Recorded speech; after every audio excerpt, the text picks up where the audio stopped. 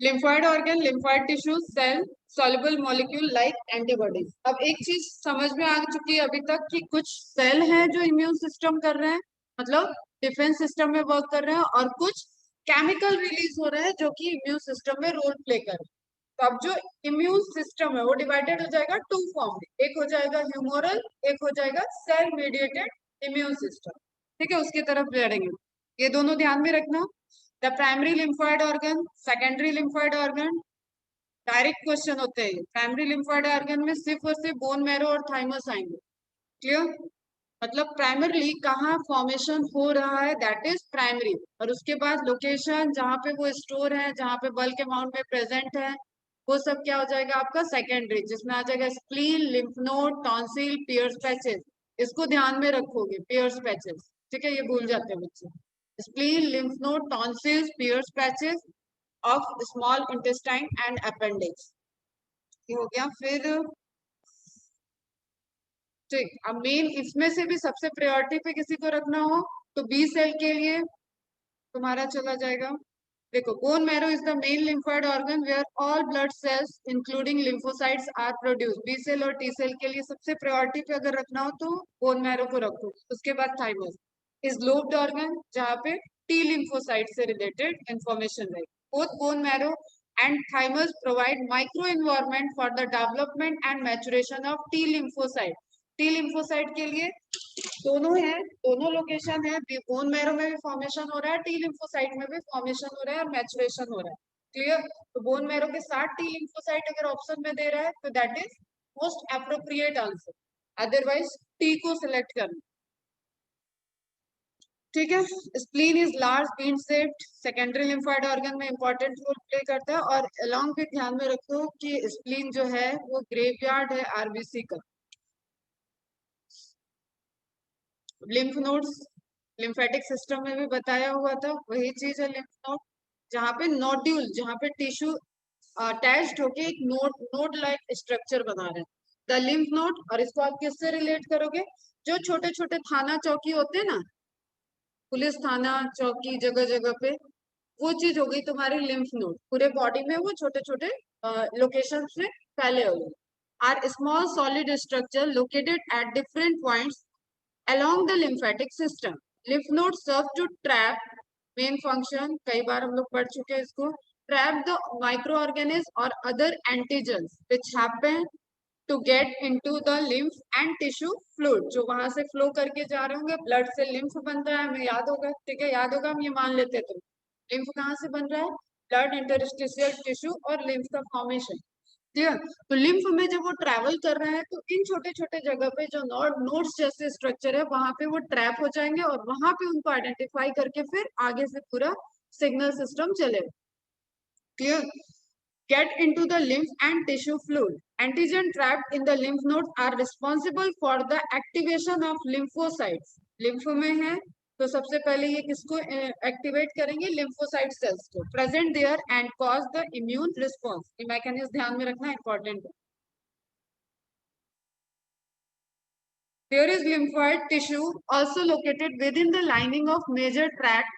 अब ये भी याद रखना किस किस जगह पे, तो लिम्फ नोड हो गया, फिर लिम्फॉइड टिश्यू अलग से कि लाइनिंग में कहाँ कहाँ प्रेजेंट है। रेस्पिरेटरी ट्रैक में प्रेजेंट है, डाइजेस्टिव ट्रैक में प्रेजेंट है, यूरोजेनाइटल ट्रैक में प्रेजेंट है, कॉल्ड म्यूकोसल एक्टिवेटेड माल्ट। ठीक है, mucosal associated lymphoid tissue, mucosal associated lymphoid tissue, जिसको शॉर्ट में आएगा malt.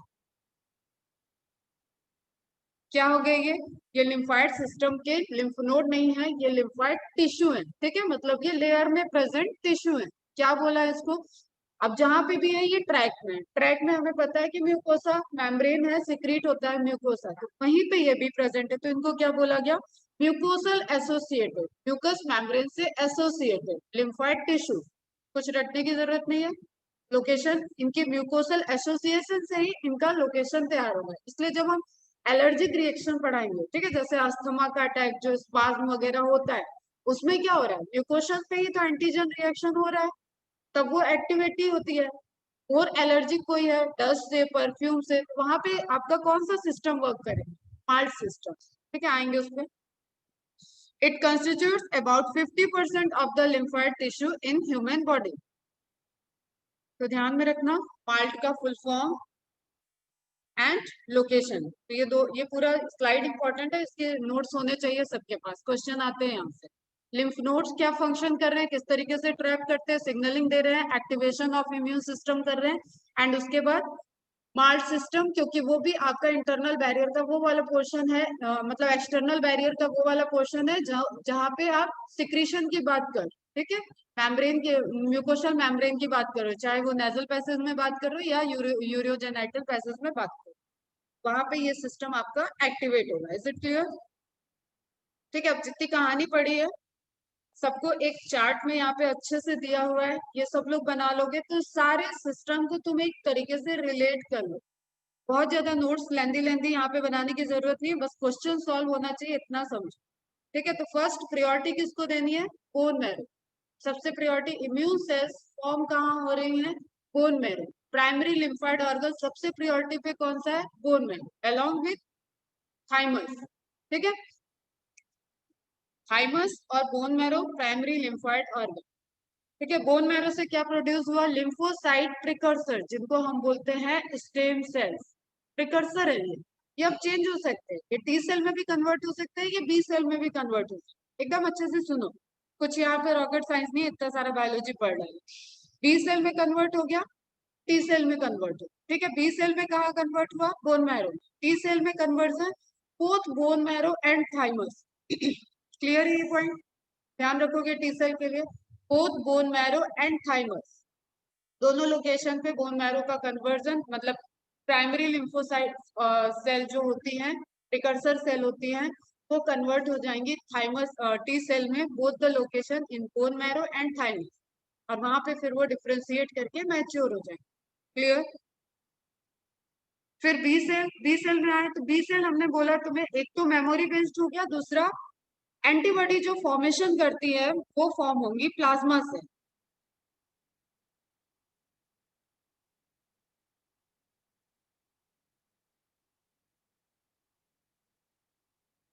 Are the same giving rise to lymphocyte. हाँ बेटे, ठीक है, अब देखो ध्यान से, बी सेल क्या है? एक तो मैंने बोला ये जो सारा इम्यून सिस्टम आपका वर्क करता है ये मेमोरी बेस्ड पे वर्क करेगा, जो एंटीबॉडी और ये वाला रिस्पॉन्स है।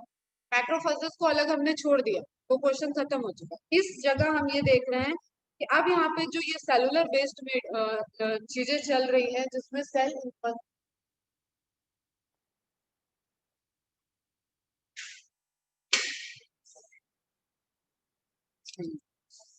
ठीक है, यहाँ पे जो सेलुलर बेस्ड चीजें चल रही हैं, अभी इसके अंदर डिवीजन है सेल मीडिएटेड और ह्यूमोरल। अभी हम पूरा बी सेल और टी सेल को लेके बढ़ते हैं, तो बी सेल भी एक सेल है, वो सिक्रीशन करती है, इसलिए वो ह्यूमोरल में चली जाएगी, और टी सेल खुद हल्के जैसे लड़ेगी, ठीक है, तो वो सिक्रीशन नहीं करे, इसलिए वो सेल ही रहेगी, पूरा सेल मीडिएटेड इम्यूनिटी। और ह्यूमोरल जो सिक्रीशन करते हैं, तो बी सेल आपका सिक्रीशन। बट यहाँ पे अभी हम देख रहे हैं दोनों सेल है, तो लिम्फोसाइट सेल में either we talk about the B lymphocyte or we talk about the T lymphocyte। ठीक है, दोनों लिम्फोसाइट सेल है। अब यहाँ डिवीजन हो रहा है, किस किस तरीके की बी लिम्फोसाइट होगी, किस किस तरीके की टी लिम्फोसाइट। क्लियर? तो एकदम ध्यान से, बी सेल में क्या है? प्रिकर्सर बी सेल जो है वो प्लाज्मा सेल में कन्वर्ट हो जाता है, बहुत अच्छे से सुनना, प्लाज्मा सेल में कन्वर्ट हो जाता है। और प्लाज्मा सेल वो सेल है जो एंटीबॉडी का प्रोडक्शन करता है। बी सेल भी प्रोड्यूस कर सकती है, लेकिन हाई अमाउंट में जब आप सेकेंडरी रिस्पॉन्स को पढ़ते हो, एंटीबॉडी सिक्रेशन हो रहा है, वहां पे प्लाज्मा सेल स्पेसिफिक क्वेश्चन है। अगर पूछा जाए बी सेल तो B cell is also correct, and specific पूछा जाएगा तो प्लाज्मा सेल। तो this is the mature B cell, you can say. Clear? तो बी सेल कन्वर्ट हुई प्लाज्मा सेल में, प्लाज्मा सेल का काम है एंटीबॉडीज प्रोडक्शन, और मेमोरी सेल का काम है इसको मेमोरी में सेव कर। क्लियर? जो फर्स्ट टाइम एक्सपोजर हुआ उसके रिस्पेक्ट में जो एंटीबॉडी रिएक्शन हुआ, टी सेल में कहीं पे भी एंटीबॉडी रिएक्शन नहीं है, तो जो एंटीबॉडी रिस्पॉन्सेज हुआ उसको सेव करके रखना बी सेल की मेमोरी का काम है। तो बी सेल दो डिफरेंट फॉर्म की सेल में कन्वर्ट हो गई, एक जो मेमोरी बेस्ड वर्क करेगी, एक जो एंटीबॉडी को फॉर्म करेगी। Is it clear? सिंपल एकदम, ठीक है। Lymphocyte cell, lymphocyte organ, primary lymphoid organ, bone marrow से प्रिकर्सर लिम्फोसाइट फॉर्म में, मतलब प्राइमरी लिम्फोसाइट सेल फॉर्म में। प्राइमरी लिम्फोसाइट सेल डिफ्रेंशिएट करेंगे, हम लोग ये सब प्लांट में भी पढ़ते आए हैं, ठीक है। डिफ्रेंशिएट कर रही है, स्पेशलाइज कैरेक्टर में चेंज, तो स्पेशलाइज फीचर में वो कन्वर्ट होगी तो बी सेल और टी सेल में कन्वर्ट हो जाएगी। बी सेल अगेन डिफ्रेंशिएट कर रही है और वो मेमोरी सेल और प्लाज्मा सेल को फॉर्म। मेमोरी सेल का काम है पहली बार जो इंटरेक्शन हुआ उसको अपने मेमोरी में सेव कर लेना, और प्लाज्मा सेल का काम है बल्क अमाउंट में एंटीबॉडी को प्रोड्यूस कर। क्लियर है यहाँ तक? ठीक है। अब एंटीबॉडीज अलग से हम बताते हैं क्या क्या टाइप्स है। GAMDE, और ये जो मीडिएटेड, इसको भी पढ़ना है। ह्यूमरल इम्यूनिटी को मीडिएटेड करते हैं, और इसी को बोलते हैं AMI, एंटीबॉडी मीडिएटेड इम्यूनिटी, मतलब ये सिक्रीट कर, ठीक है। जैसे इनके पास क्या होगा, डायरेक्ट ऐसे लिख लेना ब्रैकेट में कि ये गन लेके अटैक कर रहे, बिना गन के इनकी कोई पावर नहीं है। अगर इनकी गन नहीं है तो बी सेल कोई ऐसा डिफेंस सिस्टम वर्क नहीं कर रही कि वो अपने हाथ पैर से लड़ ले। टी सेल में जो भी लड़ रहा है, जैसे किलर, इसका नाम ही है किलर, साइटोटॉक्सिक सेल, ठीक है। तो ये क्या कर रही है, खुद से ही अटैक करे, अपने हाथ पैरों अपनी चीजों से अटैक करेगी, इसको एडिशनल किसी सिक्रीशन की रिक्वायरमेंट नहीं है, किसी वेपन की जरूरत नहीं है, ठीक है। तो B cell fight with the weapon and T cells itself fight, ठीक है, फाइट इटसेल्फ। यहाँ तक क्लियर है सबको? और ये सिक्रीशन कर रही है इसलिए इसको बोलते हैं ह्यूमरल इम्यूनिटी, ठीक है। कोई डाउट यहाँ पे? यही सबसे इंपॉर्टेंट चीज है, समझ, लिंक बनाना सब। यहाँ तक क्लियर है बच्चों? अनुष्का, कशिश, मैथिली, मृणाल, प्रथमेश, सरोज, श्रतेश, मृणाल, दो नंबर से मृणाल एंटर की हुई है, एक से सुनती है एक से देखती है। कोई doubt? Memory cell, plasma cell, memory cell जिसने मेमोरी में सेव कर लिया, ठीक है। प्लाज्मा सेल जो एक्शन करेगी, सेव इंफॉर्मेशन बेस्ड एक्शन करेगी, और ये दो जगह से हो सकता है, एक तो बी सेल की मेमोरी है, एक तो टी सेल के पास भी मेमोरी सेल है, ये बहुत एक्टिव होती है। अब हम डिटेल में बहुत नहीं ले जाएंगे, नहीं तो हमारा तो बस चले बहुत देर तक पढ़ा, ठीक है। तो फटाफट अपने को खत्म भी करना है। ये भी मेमोरी सेल, ये ज्यादा एक्टिवली पार्टिसिपेट करती है कंपेयर टू बी सेल। तो मेमोरी सेल का, हाँ बेटा, प्लाज्मा सेल वो अगर स्पेसिफिक क्वेश्चन आ रहा है तब, नहीं तो otherwise B cell produces antibodies, इतना भी काफी है अभी, ठीक है। स्पेसिफिक क्वेश्चन में B cell modified into memory cell and plasma cell releases antibody, ठीक है। जैसे मैक्रोफाज का कन्वर्जन, मैक्रोफाज का प्रिकर्सर क्या है, कल बताया था, क्या है मैक्रोफाजेस का प्रिकर्सर सेल? मोनोसाइट्स। तो मोनोसाइट्स अपने आप में भी इम्यून रिस्पॉन्स दे रही है, लेकिन मैक्रोफाजेस उसको ज्यादा अमाउंट में वहां पे चाहिए फाइट, तो वो अपने आप को कन्वर्ट कर देगी मैक्रोफाजेस में। क्लियर? चलो अब टी सेल की तरफ देखो। थाइमस मैचुरेशन साइट हो गया इनका। टी सेल 4 टाइप्स की होगी, ठीक है, जिसमें सबसे इंपॉर्टेंट, एक जैसे कहते हैं ना कि लड़ने से ज्यादा जो हेल्प करता है वो इंपॉर्टेंट होता है, ठीक है। बी सेल को भी, बी सेल एक्टिव नहीं हो सकता अगर टी हेल्पर सेल उसको एक्टिव नहीं करेगा, मतलब बहुत स्लो रिस्पॉन्स में बी सेल काम करेगा। जब तक टी एस सेल वो सेल है जो कि रोटेट कर रही है, जो कि घूम रही है और देख लेती है कि हाँ यहाँ पे एंटीजन एंटीबॉडी या एंटीजन किसी रिसेप्टर पे बाइंड हो रखा है, उसको सेंस करती है टी हेल्पर सेल। और टी हेल्पर सेल नाम ही है उसका, टी एच सेल, वो हेल्प करेगी किसको, बी सेल को, ताकि वो उससे रिलेट करके एंटीबॉडी का फॉर्मेशन करना स्टार्ट करे। क्लियर? तो T helper cell is most important जब तक नॉर्मल केसेस चल रहे, थोड़े बहुत पैथोजन है। किलर सेल, साइटोटॉक्सिक सेल, ये अगर आ गई और ये इम्यूनिटी चाहिए, इट मीन्स की बढ़िया अच्छे लेवल की फाइटिंग चल रही, ठीक है। ये आप जो भी आएगा साइटोटॉक्सिक, ये सेल को डैमेज करता जाएगा, ठीक है। इन्फेक्टेड सेल को सबको डैमेज करता जाएगा, और एंटीबॉडी सिक्रेशन तो इससे बी सेल से चलती जाएगी और दोनों की फाइटिंग चलेगी। और पैरेलली बाकी जो उधर पड़े हो नेचुरल किलर सेल, मैक्रोफाजेस, वो भी वर्क करेंगे। लेकिन ऐसा होता है ना कि हर तरीके के डिफेंस सिस्टम इन्वॉल्व हो गए अलग अलग लेवल, तो ये भी इन्वॉल्व हो जाएगा। तो टीसी सेल, और टीसी सेल को कंट्रोल करने के लिए सप्रेसर सेल, इसको ध्यान देना। ठीक है, टी सेल में तुम डिवाइड कर दो, टी एच हेल्पर जो हेल्प करेगी, मतलब आइडेंटिफाई करने के बाद ये बी सेल को सिग्नल देगी। ठीक है, टीसी सेल या किलर सेल एकदम बढ़िया, समझ लो कि फाइट करने में अव्वल नंबर की नंबर 1 फाइटर जो होगी वो हो गई टीसी सेल। क्लियर। इसके बाद टीएस सेल का भी काम बहुत इंपॉर्टेंट है। टीसी सेल कहीं अपनी ही इम्यून सिस्टम को डैमेज न अपने ही सेल को डैमेज न कर दे, इसका नाम ही है साइटोटॉक्सिक। क्लियर। तो ये अपनी ओन सेल को ज्यादा ज्यादा मोर एक्टिव ना हो जाए, तो ये क्या करती है, सप्रेस, नाम ही इसका हो गया सप्रेसर। तो वो 4 टाइप का हो गया, और fourth one is memory. TC cell, TS cell, TS cell and memory T cell. Clear. TH help कर दी बी सेल को, टीसी हाईली एक्टिव है, फाइट कर रही है, टीसी सेल ज्यादा ओवर फाइट न कर दे, इसलिए सप्रेसर आएगी, उसको सप्रेस कर देगी।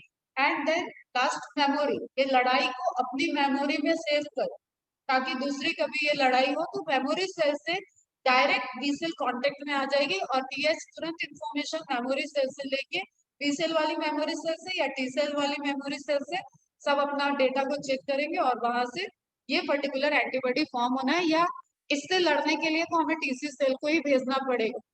ठीक है, ये भी वहां पे मेमोरी में सेव हो जाएगा कि कौन फाइट करके विक्ट्री दिलाने में हेल्प किया। क्लियर। तो टीसी सेल की एक्टिविटी हाई रखनी है या बी सेल की एक्टिविटी हाई रखनी है, ये मेमोरी सेल, दोनों की मेमोरी सेल डिसाइड कर।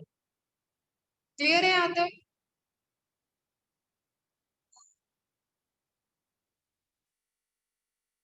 कौशिक नहीं है क्या आज? अनुष्का, कशिश, मैथिली, मृणाल, रत्नेश, सरोज, सतीश। क्लियर है बेटा।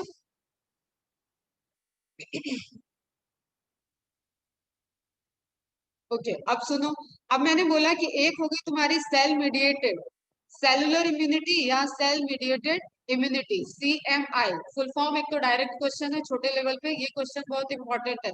सीएमआई का फुल फॉर्म, माल्ट का फुल फॉर्म, जितने फुल फॉर्म आ रहे हैं ये सब फुल फॉर्म इंपॉर्टेंट है। ठीक है, एएमआई, फिर बी सेल का बताया मैंने, टी सेल का बताया, जहां जहां बता दिया बेटा फुल फॉर्म, वो फुल फॉर्म ध्यान रखो, बल्कि एक लिस्ट बना लोगे तो भी अच्छा। अब यहाँ पे देखो, ये सेलुलर इम्यूनिटी है। टीसी सेल्स जब अटैक कर रही है तो वो खुद खुद का, जैसे सरफेस पे उसके केमिकल है, ठीक है, वो वेपन लेके नहीं चल रही है, लेकिन सरफेस पे केमिकल है, तो वो किस तरीके से अटैक कर सकती है, वो लिम्फोटॉक्सिन सिक्रीट कर रही है, वो परफोरिन को सिक्रीट कर रहा है, दो इंपॉर्टेंट है, यही ध्यान रखो, बाकी भी बहुत सारे सिक्रीशन है। इससे वो परफोरेशन कर देगी, एंटीजन जो भी होगा उसके बॉडी में, उसके मेम्ब्रेन में परफोरेशन कर, तो वो डैमेज हो जाएगा, लाइसिस हो जाएगी। सेलुलर इम्यूनिटी, सीएमआई इसको कह दिए, एंड ह्यूमरल इम्यूनिटी इसको कह दिए। छोटे से चार्ट में बहुत सारी इंफॉर्मेशन है, इंपॉर्टेंट है ये, इसको सब लोग ड्रॉ कर लो। अब वही चीज थ्योरी में देख लेते हैं फटाफट। समवट डिफिकल्ट है, लेकिन तुम देखो, एक बार देखो और लिंक करो तो एकदम अच्छे से समझ में आ जाए, और बहुत ही अच्छी ब्रांच है इम्यूनिटी। अगर तुमने कोई मूवी तुम लोगों को पसंद आती हो जिसमें आर्मी वगैरह फाइट करती है, और वैसी मूवी का इंटरेस्ट है, तो ऑब्वियसली इस एरिया में बहुत इंटरेस्ट आएगा, और ये पूरा डिटेल में एक एक सब्जेक्ट है तुम लोगों का मेडिकल साइंस। तो lymphocyte precursor T cell B cell में, अब एक तुम्हें ये याद रखना है ह्यूमोरल, एक ये हो गया सीएमआई। अब देख लेते हैं इसको थ्योरी में, तो एक बार और रिवाइज हो जाएगा, कुछ ऐसा खास डिफिकल्ट नहीं लगेगा। Based on these two type of lymphocyte, there are two types of active immune response. अब ध्यान में रखना, ये सब एक्टिव इम्यून सिस्टम के टाइप्स ही हैं। CMIS, cell mediated immune system और cellular immunity. This immune system is based on T cell. 60 to 70% contribution इसी का। Full types: helper T cell, suppressor T cell, killer T cell and memory T cell.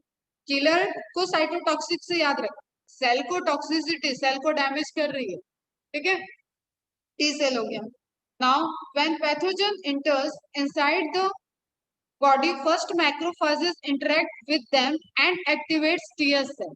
ठीक है, मैंने बोला ना TS cell घूमता रहता है, और उसने देखा कि मैक्रोफेज वगैरह इंटरेक्ट कर रहे हैं, फाइट कर रहे हैं, तो वो मेमोरी सेल के पास जाएगा कि इस तरीके के आया हुआ है, उससे फाइट हो रहा है, व्हाट टू डू। ये तो अपना इनेट इम्यूनिटी वाली चीजें होंगी, ठीक है, बाय बर्थ हमें जो सब चीजें मिली हुई है, ये एक्वायर्ड का पार्ट हो गया। पहली बार पैथोजन से इंटरेक्ट हो रहा है तो वो इम्यूनिटी आ जाए या वैक्सीन के थ्रू आ जाए, तब ये सब फंक्शनल में आएगा। TS cell by releasing cytokines, अब ये ध्यान में रखना, इंटरल्यूकिन और साइटोकाइन, साइटोकाइंस इसको रिलीज करके ये सिग्नल देगा। बोन मैरो बी सेल को समझ में आना चाहिए ना कि उसके पास सिग्नल आ रहा है, ठीक है। तो मैंने बताया ना कि जैसे वायरल इन्फेक्टेड सेल है, तो वायरल इन्फेक्टेड सेल हो चुकी है क्योंकि वायरस इंट्रासेलुलर एक्ट करेगा, सेल के अंदर जाके डैमेज कर रहा है। तो अब वो सेल मरने के पहले, ऐसे समझ लो कि कोई इंफॉर्मेशन उसके पास थी, मरने के पहले उस सैनिक ने बता दिया दूसरे को वहां, ठीक है, कि आगे इस तरीके का अटैक हुआ, इसलिए मैं घायल हूँ, अब तुम इससे बचो, और वो मर गया, वही हो रहा है, ठीक है। एक सेल है जिसपे वायरल अटैक हो चुका है, वो साइटोकाइंस को रिलीज करेगी और नियर बाय इंफॉर्मेशन जाएगा। उसी तरीके से टीएस सेल है, अब साइटोकाइंस को बी सेल समझता है, साइटोकाइन की लैंग्वेज को बी सेल समझ रहा है, उसके पास रिसेप्टर है उसको समझने के, ठीक है। अब यही चीज टीएस सेल कर रही है। टीएस सेल ने देखा कि लड़ाई चल रही है, मैक्रोफेजेस लड़ रहे हैं, तो टीएस सेल जाके सिक्रीट कर देगी साइटोकाइंस और इंटरल्यूकिन्स, और ये बहुत स्पेसिफिक होता है। जब तुम लोग डिटेल में पढ़ोगे तो types of interleukins, types of interferon, types of cytokinins, ये सब पढ़ना होगा, ठीक है। अब टाइप्स में देख लो, TS cell, helper T cell, this activated helper cells stimulates the killer T cell and B cell, and these killer T cell and B cell start dividing and produce clone group of similar cell, अपनी copy बनाने लगेंगे। This phenomena is called clonal selection। एक point ये भी ध्यान में रख, एक होता है मोनोक्लोनल एंटीबॉडी, थोड़ा सा पढ़ाया है शायद मैंने, बायोटेक्नोलॉजी वाले क्वेश्चन में नाम आया, ठीक है, वो भी इसी फिनोमिना पे जेनेटिक इंजीनियरिंग में उसको यूज किया जाता है। They produce lymphokines, messenger molecules which cause accumulation of WBC to affect the site, पूरी सेना को बुलाया जाएगा। TS cells also stimulate B cell to produce antibodies and facilitate the action of other T cell, मतलब T cytotoxic की बात हो। Killer T cell, these cells are cloned to these cell, destroy the infected cell or targeted cell and kill the pathogen and also cancerous cell। Cytotoxic है बेटा, तो अगर tumour जैसा चीज इंड्यूस हो रहा है, ट्यूमर बन चुका है, तो उस पे भी एक्ट करेगा, ठीक है। टीसी सेल या किलर टी सेल उस पे एक्ट कर सकते। और जिस तरीके से फीवर आना डेली की मैकेनिज्म है ना, उसी तरीके से मैं तुम्हें बता दूं, एक जीन होती है प्रोटो ऑन्कोजीन, जो अभी हम लोग जब कैंसर पढ़ेंगे तो बताएंगे, वहां पे ऑन्कोजीन में कन्वर्ट होता है और वो कैंसर सेल में कन्वर्ट हो जाता है। तो सेम वे में हमारी बॉडी में डेली ट्यूमर सेल भी बनती है, मतलब इस मैकेनिज्म से, या जो सेल साइकिल की मैकेनिज्म है उससे जैसे डिस्टर्बेंस हुआ, अनकंट्रोल डिवीजन आ गया, वही होता है कैंसरस सेल का प्रिकर्सर, ठीक है। प्राइमरी स्टेज बोले हम इसको, कैंसर के प्राइमरी स्टेज नहीं, फॉर्मेशन ऑफ ट्यूमर या formation of uncontrol division of the cell, इस तरीके के इवेंट हमारे बॉडी में डेली होते हैं। लेकिन ये टीसी सेल बहुत इंपॉर्टेंट है जो उसको किल कर देते हैं, और ये कब होता है, जब P53 में म्यूटेशन हो जाता है, ठीक है। P53 जीन P53 प्रोटीन को बनाता है, इस P53 जीन में म्यूटेशन होता है, उस केस में जब ये कंट्रोल नहीं कर पाता है, तब मोस्ट ऑफ द सेल जो होती है वो कैंसरस सेल में फिर कन्वर्ट हो जाता है, और टीसी सेल इसको कंट्रोल कर लेता है, इसलिए हर हर दिन कोई भी हर किसी को कैंसर नहीं होता। by secreting lymphotoxic substance and secrete lymphokines which attract phagocytes. These are responsible for cell-mediated immunity. They also destroy transplanted tumor cell and other foreign cells. Target ध्यान में रखना टीएसएल का, टीसी सेल का।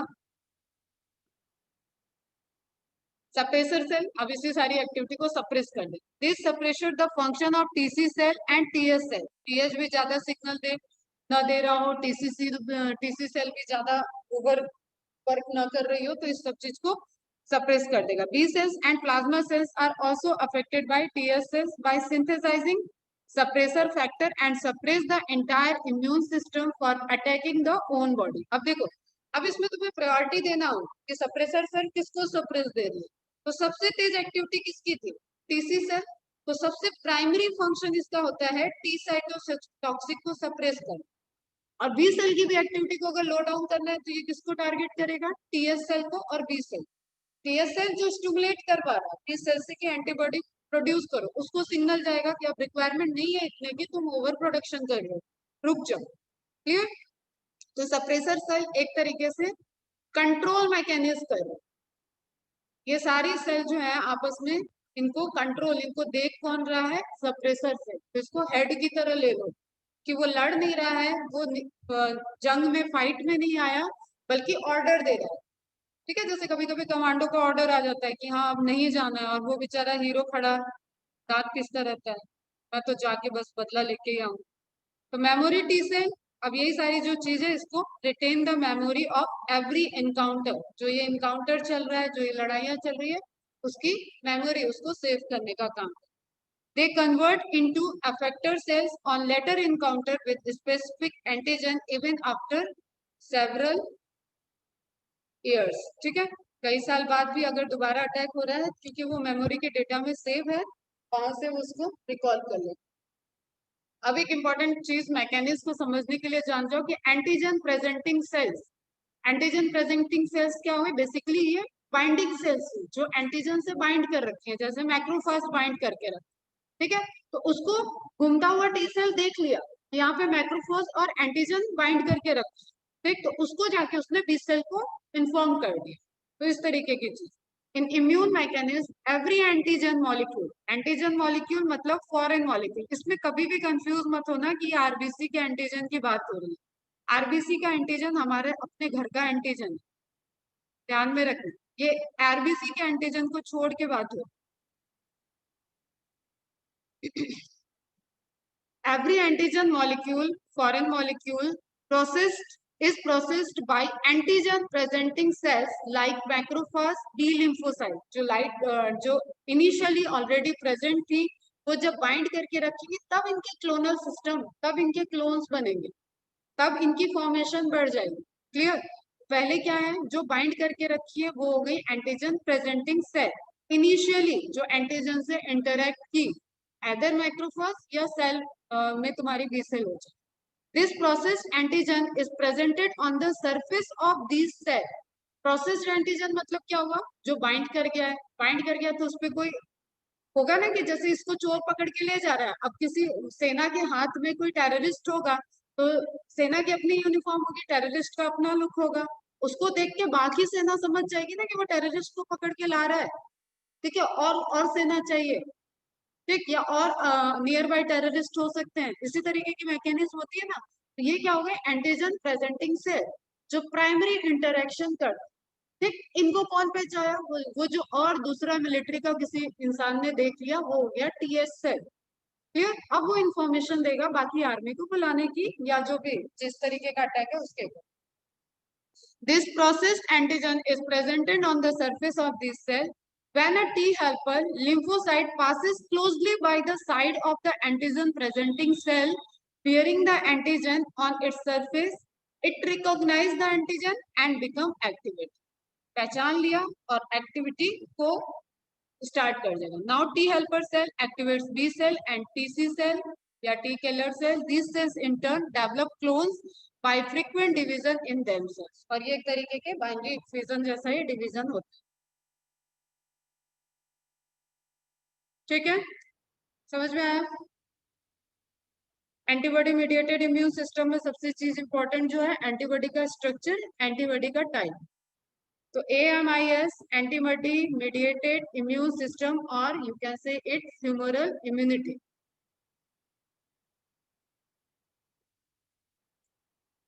This immune system is based on B lymphocyte 10 to 20%, and these B lymphocytes secrete the antibody और इसको हम लोग बोलते हैं इम्यूनोग्लोबुलिन। पहले भी सुने हुए ये नाम, IG से रिप्रेजेंट करते हैं, I और स्मॉल g।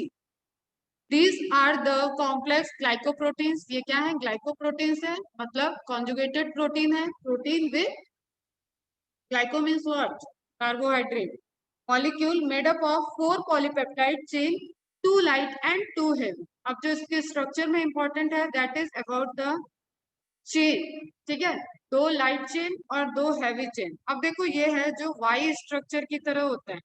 वाई स्ट्रक्चर में जैसे अपन डिजाइन बनाते हैं ना, कभी कभी मेहंदी लगाते हैं तो कहीं कहीं पे डबल लाइन देते हैं, ठीक है, उसी तरीके से जो डबल लाइन है, एक तो पूरी वाई हो गई, this one and this one, ये बड़ी हो गई, ये क्या हो गई, हैवी, ठीक है। ये जो डबल लाइन देने के लिए हमने आधे में डिजाइन बना दिया कि छोटी छोटी लाइन कर देते हैं, ये क्या हो गई, लाइट से, ठीक। अब हमें याद होगा प्रोटीन का टर्सरी स्ट्रक्चर, याद करो, उसमें कौन सी बॉन्ड इंपॉर्टेंट रोल प्ले कर रही थी, स्टेपलर का काम करती है। कौन सी बॉन्ड, स्टेपलर का। एक स्ट्रक्चर जो प्रोटीन की कॉइलिंग है उसको स्टेबल करने के लिए कौन सी बॉन्ड इंपॉर्टेंट रोल प्ले करती है, peptide bond, hydrogen bond, ionic bond, disulphide bond, sulphide linkage, ठीक है। डाइसल्फाइड जो साइड चेन में आर के अंदर, आर ग्रुप में जो sulphur sulphur containing amino acid होंगे वो बाइंड करते हैं और उससे स्टेबिलिटी आती है स्ट्रक्चर में, ठीक है, क्लियर। अब यहाँ पे हमें ध्यान रखना है, क्वेश्चन जो बनता है हैवी चेन, हैवी चेन तुम्हारी ये हो गई, ये वाली हैवी चेन, एंड ये वाली तुम्हारी लाइट चेन। कितनी हैवी चेन है, कितनी लाइट चेन है, टू हैवी टू लाइट, इसको लिख देते हैं H2L2। एक क्वेश्चन सॉल्व, कुछ रटना है इसमें। वाई स्ट्रक्चर है, वाई बनाने के लिए हम दो स्ट्रक्चर, दो लाइन, दो पॉलीपेप्टाइड को यूज कर रहे हैं जो पूरा कंप्लीट वाई बना, ठीक है। अब वाई की आर्म वाली साइड को हमने डिजाइन दे दिया एक एडिशनल, क्लियर, वो हो गई लाइट चेन। तो जो कंप्लीट वाई बनाया वो हैवी, जो लाइनिंग दी है, आउटर लाइनिंग दे दी, वो लाइट चेन। तो H2L2 तो हैवी, दो लाइन, जैसे हीमोग्लोबिन के स्ट्रक्चर में 2 अल्फा 2 बीटा था, ठीक है, उसी तरीके से पॉलीपेप्टाइड चेन है। अब इनको स्ट्रक्चर में कन्वर्ट होना है, टर्सरी क्वाटरनरी स्ट्रक्चर में कन्वर्ट होना है, इनके बीच में बनेगी बॉन्डिंग। वो बॉन्डिंग क्या होगी, देखो यहाँ पे देखें, ठीक है। तो दो हैवी चेन के बीच में भी क्या है, disulphide bridges, sulphide bridges, disulphide bridges. और लाइट चेन के बीच में भी देखो, ये वाला पॉइंट, ये वाला पॉइंट, ये क्या हो गई, लाइट चेन और हैवी चेन को जोड़ने के लिए भी क्या है, डाई सल्फाइड ब्रिज। बस क्वेश्चन खत्म। वाई शेप का स्ट्रक्चर है, डाई सल्फाइड ब्रिजेस से स्टेबिलिटी आती है, टू हैवी चेन है, टू लाइट चेन है, हैवी चेन भी आपस में डाई सल्फाइड ब्रिज से अटैच होती है, लाइट चेन भी आपस में, या लाइट चेन हैवी चेन से अटैच होगी, किससे, डाई सल्फाइड ब्रिज से। आपस में कहाँ अटैच हो रही है बेटा, दिस, ठीक है, दिस, ये लिंक, ये लिंक, ये भी डाइसल्फाइड है, मतलब जितने ये तुमको गोले गोले दिख रहे हैं इस स्ट्रक्चर में, दीज आर SS, लिख लेना, डाइसल्फाइड ब्रिजेस, क्लियर, समझ में आ गया। अब एंटीबॉडी है, देखो कैसे लिंक पढ़ा जाता है, एंटीबॉडी है, इसको एंटीजन से रिएक्शन करना है, तो एंटीबॉडी के पास हमेशा क्या होगी, एंटीजन बाइंडिंग साइट। मायोसिन और एक्टिन वाला कॉन्सेप्ट याद आ रहा है, मसल्स वाला, ठीक है, एक दूसरे का अपोजिट है। तो एंटीबॉडी के पास क्या होगा, एंटीजन बाइंडिंग साइट, एंटीजन के पास क्या होता है, एंटीबॉडी बाइंडिंग साइट, एक एक स्टेप और ऊपर का, ठीक है। तो एंटीजन एंटीबॉडी की किस जगह पे बाइंडिंग साइट होती है, वो ये जो आपका हैवी और लाइट चेन से बना हुआ साइट है, फर्स्ट साइट ये वाला, वो क्या हो गया आपका, एंटीजन बाइंडिंग साइट। अब कोई एंटीजन स्पेसिफिक एंटीबॉडी से ही बाइंड होता है, तभी तो हम एंटीजन एंटीबॉडी एग्लूटिनेशन रिएक्शन वगैरह करके आइडेंटिफाई कर रहे हैं, सीरोलॉजिकल टेस्ट कर रहे हैं। अगर कोई भी एंटीजन किसी भी एंटीबॉडी से बाइंड हो जाएगा तो रिएक्शन प्लॉटिंग होगी ही नहीं, प्रोसेस ही नहीं होगा, आइडेंटिफिकेशन नहीं होगा। तो antibodies are specific to antigen, इसको उसी तरीके से याद रखो जैसे एंजाइम सबस्ट्रेट स्पेसिफिक होता है, clear. Enzymes are protein, antibodies are also protein, antigens are different kind of pathogen हो सकते हैं। एंटीजन कौन सी चीज एंटीजेनिक एक्टिविटी के लिए रिस्पॉन्स है, उसके प्लाज्मा मेम्ब्रेन पे फैटी एसिड चेन रिस्पॉन्स हो गया उसकी एंटीजेनिसिटी के लिए, या उसका प्रोटीन कॉम्प्लेक्स रिस्पॉन्स है। तो एंटीजन डिफरेंट डिफरेंट हो सकते हैं, बट हम मानते हैं ये दोनों प्रोटीन है, डिफरेंट टाइप ऑफ प्रोटीन, इनके बीच में रिएक्शंस होता है, क्लियर है यहाँ तक। अगेन आई रिपीट, एंटीबॉडी का स्ट्रक्चर इंपॉर्टेंट है, वाई शेप स्ट्रक्चर होता है, वाई शेप स्ट्रक्चर में जो कंप्लीट वाई बनाने के लिए दो पॉलीपेप्टाइड चेन हमने ली वो हो गई हैवी चेन, हैवी है, बड़ी है, हैवी, क्लियर। दो छोटी चेन जो फ्रंट में वाई की आर्म को बना रही है। अगर हम सिंगल वाई लेटर बनाए तो ऐसे है, बाइफरकेट है ऊपर की तरफ। इस आर्म को बना रही है वो हो गई आपकी लाइट चेन। तो H2 and L2, clear. H2 और L2 आपस में और एक दूसरे से एक ही लिंकेज, मतलब बाकी लिंकेज तो है ही हमें पता है, बाकी लिंकेज तो होगी ना, हाइड्रोजन बॉन्ड होगा, आयनिक बॉन्ड होगा, क्योंकि यहाँ पे डिफरेंट टाइप के अमाइनो एसिड रेसिड्यू आपस में पेप्टाइड बॉन्ड बना रखे हैं, तभी तो ये पॉलीपेप्टाइड चेन बन रहा है, क्लियर। तो वो सारी बॉन्ड है, लेकिन इंपॉर्टेंट बॉन्ड क्या हो गई, डाइसल्फाइड ब्रिजेस के थ्रू ये एक दूसरे से अटैच्ड, क्लियर। तो H2 L2 हो गया। अब बात आती है एंटीबॉडी है, एंटीजन स्पेसिफिक होता है, तो इसके पास होगा एंटीबॉडी स्पेसिफिक साइट। इसको उसी तरीके से याद रखो जैसे एंटीजन के पास एक्टिव साइट होता था, सबस्ट्रेट उससे लॉक एंड की मॉडल के थ्रू बाइंड कर जाता था और एंटीजन सबस्ट्रेट कॉम्प्लेक्स बनता था। उसी तरीके से एंटीबॉडी के पास एंटीजन बाइंडिंग साइट होगा और एंटीजन के पास एंटीबॉडी बाइंडिंग साइट होगा, उस पे आके एंटीजन फिट हो जाएगा, क्लियर बच्चा, ठीक है। और ये किसका बना होगा, ग्लाइको प्रोटीन का बना हुआ स्ट्रक्चर है। तो एंटीजन ऐसे आके बाइंड हो गया, कहाँ पे है ये, एंटीजन बाइंडिंग साइट पे। ये साइट क्या है, एंटीजन बाइंडिंग साइट। और जिस तरीके से ग्रुप्स होते हैं की के अंदर, उसी तरीके से इस साइट में ग्रुप्स होंगे, ताकि एंटीजन इस ग्रुप्स के अपोजिट रिएक्शन को अपोजिट शेप को लेके आए और वो इस ग्रुप में फिट हो जाए। यहाँ तक clear. This immune system is based on B lymphocyte, and these B lymphocytes secrete the antibodies or immune